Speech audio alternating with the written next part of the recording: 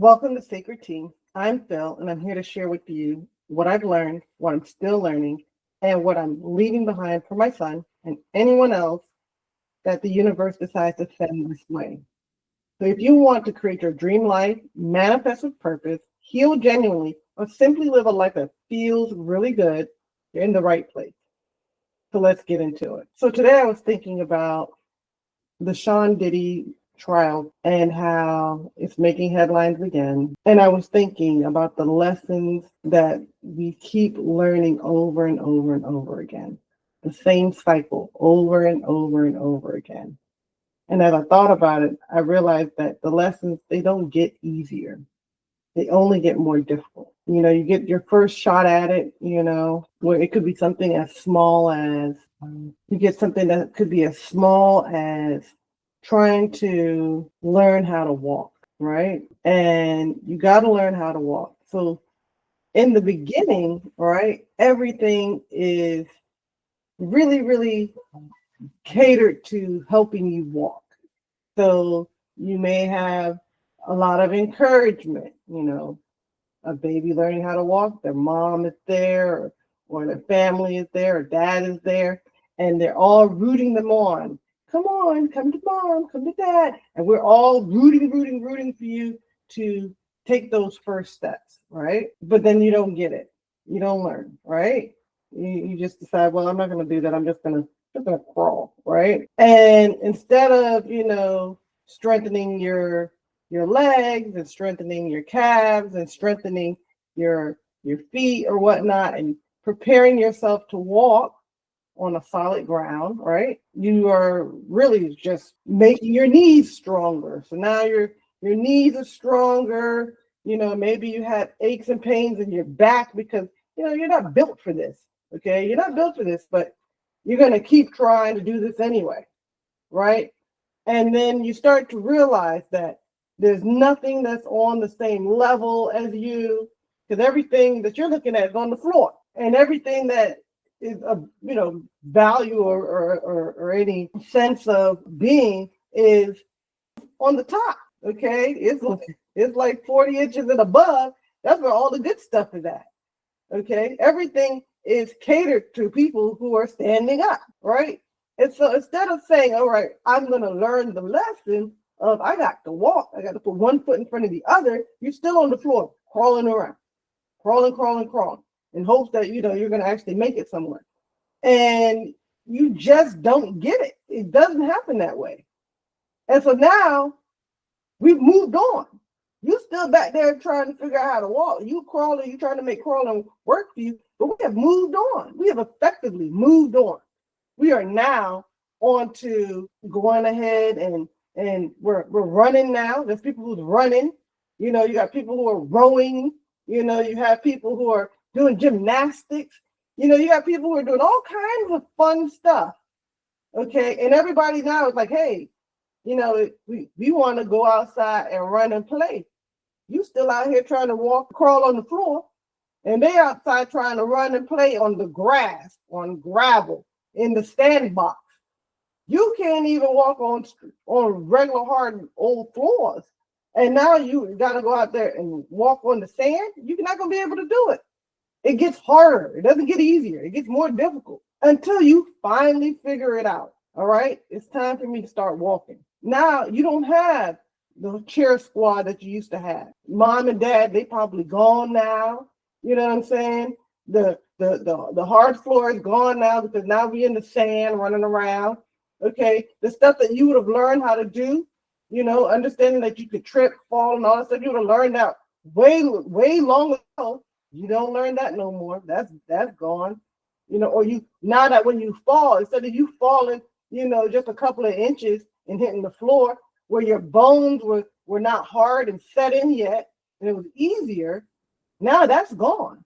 That's not easier anymore. It's over with. Now we sitting here and we're on to bigger and better things. Now when you fall, stuff breaks. It hurts now. Well, when you could have figured that out way long ago. So as I'm sitting here thinking about it, like, these things don't get easier. This whole trial has me thinking that, what are these cycles of silence that we have in our lives, lessons that we ignored, how they intensify, how, you keep getting the same lesson over and over and over. It gets louder, it gets more painful, the more you avoid them. And what is that lesson that you're refusing to learn right now? That is over there busting you upside your knees are broke off, okay, your legs hurt, you're ignoring the voice inside, which is your intuition, which is God, which is your spirit guide, which is your guardian angels, whoever you want to call it, the ancestors, wherever you want to label it, okay? You're sitting in toxic situations, for toxic relationships, whether that be work, friends, romantic relationships, familial relationships, faking it for approval, and all of this stuff. And, the reality is that there is truth in understanding what that lesson is. The truth is the mercy, okay? The downfall isn't always punishment. Sometimes it's grace in disguise, it's breaking you, opening you up, forcing you to heal, something that we don't want to do, and healing hurts sometimes, but it's also very reformative. We can learn, we can grow, we can do so much once we've healed from certain situations. So the question is now, what lessons are we refusing to learn right now? What cycles are we continuously going through?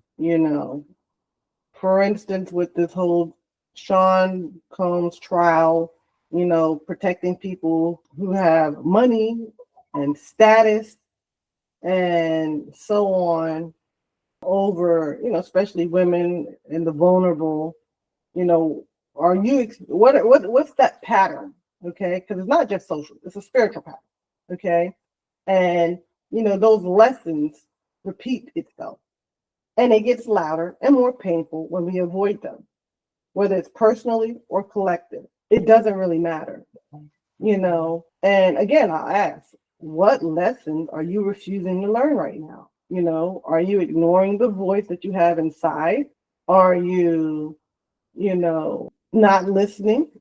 Whether that voice be, God or whatever you want to call it, angels, guardian angels, your ancestors, spirits, spirit guides, whatever you want to call it. Are you ignoring that? Are you still in these or enabling these toxic relationships, whether they're, work or familial, romantic, friendships, whatever it is? Are you faking it for the gram or Facebook or whatever? Are you not living for you? What are these lessons that you're refusing to learn? Because the reality is the downfall isn't always punishment. Sometimes it's just grace in disguise. It's forcing you to heal, which is something that a lot of people don't want to do. They feel like, it's going to be too painful.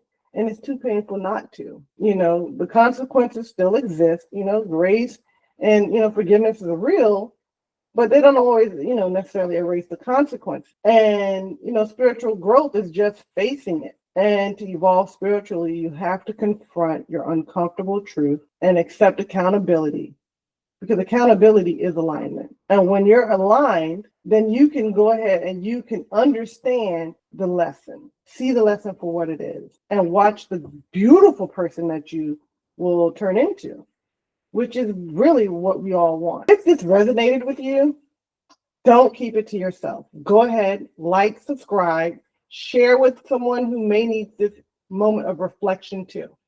If you want to be a part of the conversation, send your voice note.